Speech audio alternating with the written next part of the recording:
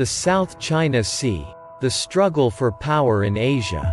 South China Sea. The struggle for power in Asia, as written by Bill Hayton, has got everything right, except the fluid nature of the issue.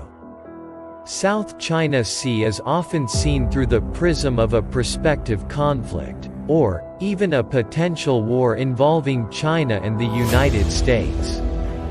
But China, time and again, has proposed joint development too, a practice not alien to the manner by which Thailand and Malaysia jointly exploited the oil in the Gulf of Thailand. Whether the Chinese proposal is genuine or not, more likely in the negative, since some of the claimant states, such as the Philippines, has been perennially waiting for such a JV but without any commitment from China. Bill Hayton is at his best when he renders the pathos and chaos on South China Sea in simple prose. But, as mentioned earlier, it is difficult to go into a JV with China on South China Sea. To begin with, China has mastered the technology of deep-sea drilling. There is no incentive for China to conduct any JV with any other countries. Furthermore, as and when any countries do want to explore any JV with China, Frank Chin, one of the best commentators on Indo-Pacific, has once pointed out that the country must acknowledge the principle that China owns the area exclusively first.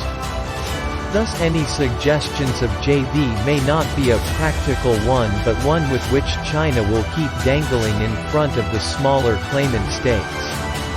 The JV is also an endeavor which China can end at any juncture, invariably at Beijing's wishes. Thus, while Bill Hayton has written a historically solid and well-grounded book, sadly he did not delve deeply into the issue of what if. Attempting to answer the question of what if would indeed be counterfactual. History deals with facts, not what ifs. But South China Sea is, without a doubt, a fluid issue, as is China's very own territorial integrity. Over the centuries, dynasties have come and gone. The Chinese Communist Party (CCP) was first set up in 1921. It will only be marking its centennial in 2021. While the tentacles of its power are pervasive, no one knows if the CCP can be an permanent fixture in China, which in turn begets the fluid nature of South China Sea.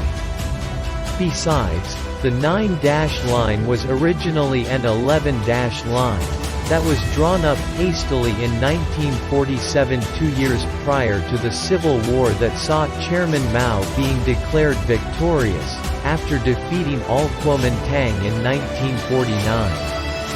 To be sure, 2 lines were rubbed off at the behest of Chairman Mao.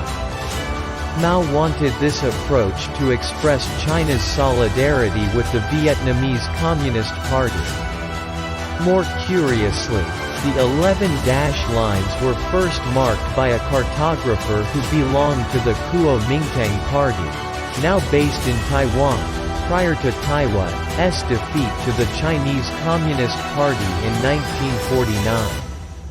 Come what may, Bill Hayton has written an excellent book that showcases a superb, almost stunning mastery of the historical resources, archival materials, and contemporary understanding of the latest theories of international relations.